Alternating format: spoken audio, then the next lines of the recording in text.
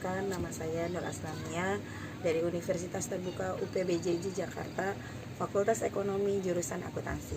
Saat ini saya akan membahas tentang lahirnya Pancasila.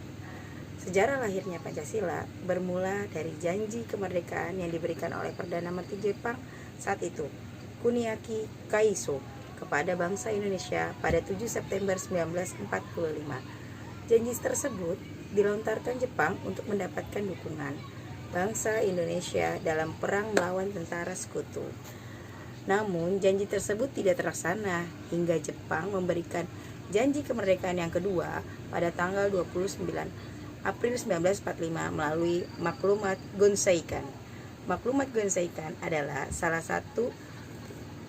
satunya memuat pembentukan Badan Penyelidik Usaha-Usaha Persiapan Kemerdekaan Indonesia atau yang kita kenal dengan BPUPKI, yang tugasnya adalah merumuskan dasar negara bagi Indonesia yang merdeka. BPUPKI awalnya terdiri dari 70 anggota, 62 diantaranya adalah orang Indonesia dan 8 anggota istimewa dari Jepang sebagai observer. Sidang pertama BPUPKI berlangsung pada 29 Mei sampai 1 Juni 1945 di gedung Chowsangi Inn, sekarang dikenal sebagai Gedung Pancasila, Jakarta. Pada saat ini, beberapa anggota BPUPKI termasuk Muhammad Yamin, Supomo, dan Insinyur Soekarno memberikan usulan mengenai bahan-bahan konstitusi dan dasar negara Indonesia. Muhammad Yamin pada tanggal 29 Mei 1945 mengemukakan 5 dasar negara, antara lain 1. Pri kebangsaan, 2. Pri kemanusiaan, 3. Pri ketuhanan, 4. Pri keyakinan, dan 5. Pri kesejahteraan rakyat.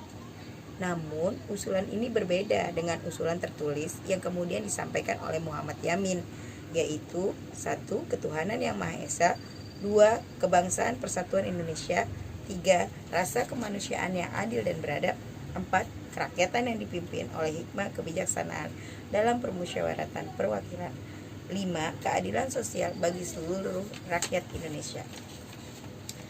Pada 31 Mei 1945, Supomo ikut menyampaikan usulan dasar negara, yaitu 1. Persatuan, 2. Kekeluargaan, 3. Keseimbangan lahir dan batin, 4. Permusyawaratan, 5. Keadilan rakyat. Selain Muhammad Yamin dan Supomo, Insinyur Soekarno juga menyampaikan usulannya pada tanggal 1 Juni 1945 yang kemudian dikenal sebagai Hari Lahirnya Pancasila. Insinyur Soekarno dalam pidatonya yang berjudul Lahirnya Pancasila pada tanggal 1 Juni 1945 mengusulkan konsep awal Pancasila. Namun, rancangan Pancasila yang diusulkan oleh Soekarno pada waktu itu berbeda dengan Pancasila yang kita kenal saat ini. Perbedaannya terletak pada susunan redaksi dan sistematika. Konsep Pancasila Soekarno saat itu adalah 1. Kebangsaan Indonesia, 2. Internasionalisasi atau pri kemanusiaan, 3. Mufakat dan atau demokrasi, 4. Kesejahteraan, 5. Ketuhanan yang berkebudayaan. Untuk menyempurnakan rumusan Pancasila, BPUPKI membentuk Panitia 9 yang terdiri dari tokoh-tokoh seperti Insinyur Soekarno, Muhammad Hatta, dan lainnya. Setelah melalui proses persidangan, Pancasila akhirnya disahkan pada Sidang Panitia Persiapan Kemerdekaan Indonesia yang kita kenal sebagai PPKI pada 18 Agustus 1945 dengan bunyi teks seperti yang kita kenal saat ini. 1. Ketuhanan yang Maha Esa, 2. Kemanusiaan yang adil dan beradab, 3. Persatuan Indonesia, 4. Kerakyatan yang dipimpin oleh hikmah kebijaksanaan dalam permusyawaratan perwakilan, 5. Keadilan sosial bagi seluruh rakyat Indonesia. Dengan disahkannya Pancasila pada Agustus 1945, rakyat Nusantara secara resmi memiliki dasar negara yang menjadi landasan bagi Negara Kesatuan Republik Indonesia.